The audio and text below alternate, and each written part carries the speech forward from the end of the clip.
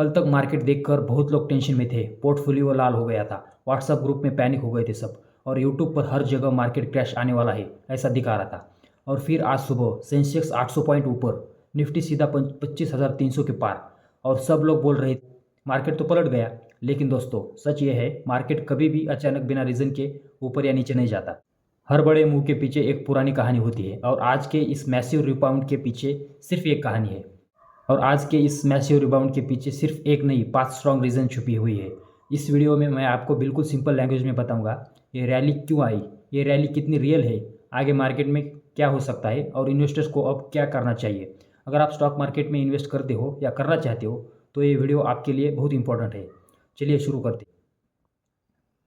Market का background, सबसे पहले थोड़ा पीछे चलते हैं। पिछले कुछ दिनों में मार्केट कंटिन्यूस गिर रहा था, रीज़न भी क्लियर थे। Global uncertainty, geopolitical tension, interest rate का प्रेशर और प्रॉफिट बुकिंग। इस वजह से निफ्टी 26,000 से नीचे आ गया। बैंकिंग स्टॉक्स तोड़े गए, रिटेल इन्वेस्टर्स पैनिक में आ गए, और यहाँ पर मार्केट एक इम्पॉर्टेंट जोन में आ गया। इस जोन को बोलते हैं सपोर्ट जोन। जब मार्केट यहाँ आता है तो दो चीज़ें होती है, या तो क्रैश आता है या फिर स्ट्रांग बाउंस, और आज मार्केट ने चूज किया स्ट्रांग बाउंस। हाँ, पर यह बाउंस इतना स्ट्रांग क्यों था? अब असली रीज़न शुरू होता है। ग्लोबल मार्केट का फुल इफेक्ट। सबसे पहले और सबसे बड़ी वजह ग्लोबल मार्केट का मूड चेंज। देखो दोस्तों, इंडिया मार्केट अकेला नहीं होता, वो कनेक्टेड होता है अमेरिका से, यूरोप से, एशिया से। जब यूएस मार्केट ऊपर जाता है तो इंडिया को ऑटोमेटिकली सपोर्ट मिलता है।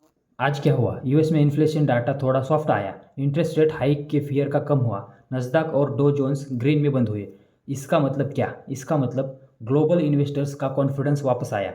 और जब ग्लोबल मूड पॉजिटिव होता है तो सबसे पहले पैसा इमर्जिंग मार्केट्स में आ जाता है, और इमर्जिंग मार्केट्स में नंबर 1 है इंडिया। इसलिए सुबह ही एफएलएस ने बाइंग स्टार्ट कर दी। पर ग्लोबल सपोर्ट के अलावा एक और चीज़ ने मार्केट को और ज़्यादा स्ट्रांग बना दिया, जियोपॉलिटिकल टेंशन का इम्पैक्ट। मार्केट को सबसे ज़्यादा किस चीज़ से डर लगता है? अनसर्टनटी, वार, ट्रेड इशू, पॉलिटिकल फाइट्स। ये सब चीज़ें मार्केट के लिए जहर जैसी होती है। पिछले कुछ दिनों में middle east tension, trade dispute, oil price का फियर, इस वजह से इन्वेस्टर्स डिफेंसिव मोड में चले गए थे। लेकिन आज कुछ मेजर टेंशंस में ईजिंग आई, ऑयल प्राइसेस स्टेबल हुए, ट्रेड टॉक्स में पॉजिटिव सिग्नल मिला। इसका सीधा इफेक्ट क्या हुआ? इन्वेस्टर्स ने सोचा रिस्क अब थोड़ा कम हो गया है, और जैसे ही रिस्क कम होता है बाइंग तुरंत स्टार्ट हो जाती है। लेकिन रैली को रॉकेट बनाया तीसरे बिग प्लेयर्स की हेवी बाइंग। अब मैं आपको मार्केट का सबसे पावरफुल सीक्रेट बताता हूँ। मार्केट को चलाता कौन है? Retail investors, YouTubers, Telegram calls नहीं।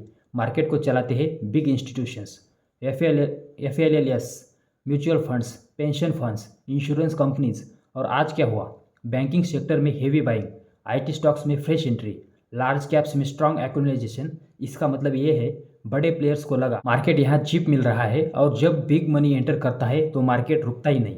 इसलिए आज आपने देखा एचडीएफसी बैंक स्ट्रांग, रिलायंस ऊपर, आईसीआईसीआई बैंक ऊपर, इन्फोसिस सपोर्ट में। ये कोई कोइंसिडेंस नहीं था, लेकिन रैली के पीछे एक इनविजिबल रीज़न भी था जो आम लोग देख ही नहीं पाते। टेक्निकल बाउंस का साइंस। अब थोड़ा टेक्निकल समझते हैं, बिल्कुल सिंपल लैंग्वेज में। मार्केट जब लगातार गिरता है तो एक स्टेज आती है जहां सेलर्स थक जाते हैं, बायर्स वेट कर रहे होते हैं, इंडिकेटर्स ओवरसोल्ड दिखाते हैं। इसको बोलते हैं ओवरसोल्ड जोन, और यहाँ से मार्केट में नेचुरली बाउंस ही आता है। इस बार भी वही हुआ। निफ्टी इंपॉर्टेंट सपोर्ट 25,000 के पास आया, और वहीं से स्ट्रांग बाइंग आई। इस बाउंस को बोलते हैं टेक्निकल रिबाउंड। इसमें कोई इमोशंस नहीं होता, सिर्फ मैथमेटिकल होता है। लेकिन दोस्तों सबसे इंपॉर्टेंट सवाल अभी बचा हुआ है, ये रैली रियल है या ट्रैप है?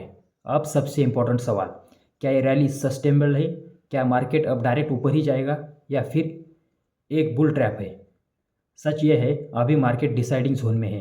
अगर निफ्टी 25,300 के ऊपर सस्टेन करता है, वॉल्यूम स्ट्रांग रहता है, ग्लोबल न्यूज़ पॉजिटिव रहती है, तो नेक्स्ट एक 25,500, दो 25,700, और तीन फिर 26,000।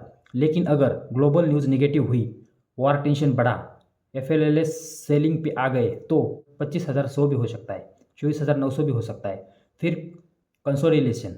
इसीलिए अभी सबसे इंपॉर्टेंट चीज़ है इन्वेस्टर को अब क्या करना चाहिए। अब प्रैक्टिकल एडवाइस, अगर आप लॉन्ग टर्म इन्वेस्टर हो तो क्वालिटी स्टॉक्स में एसआईपी कंटिन्यू रखो। ट्रेडर हो तो ब्लाइंडली चेस मत करो, कन्फर्मेशन का वेट करो। न्यू इन्वेस्टर हो तो फोमो से दूर रहो। याद रखो, मार्केट हमेशा दूसरा मौका देता है, सबसे ज़्यादा पैसा जल्दी में नहीं सब्र में बनता। अब वीडियो का सबसे इंपॉर्टेंट पार्ट। दोस्तों आज का रिबाउंड सिर्फ नंबर्स नहीं था, ये सिग्नल था। इंडिया की इकोनॉमी स्ट्रांग है, इन्वेस्टर्स का कॉन्फिडेंस जिंदा है और मार्केट अब भी अपॉर्चुनिटी देता है। लेकिन मार्केट कभी भी इजी नहीं होता। यहाँ सिर्फ वही लोग जीतते हैं जो नॉलेज रखते हैं, डिसिप्लिन फॉलो करते हैं, इमोशंस कंट्रोल करते हैं। अब मुझे कमेंट्स में ज़रूर बताओ आप बुलिश हो या कॉशियस। आज आपने बाइंग की या वेट की?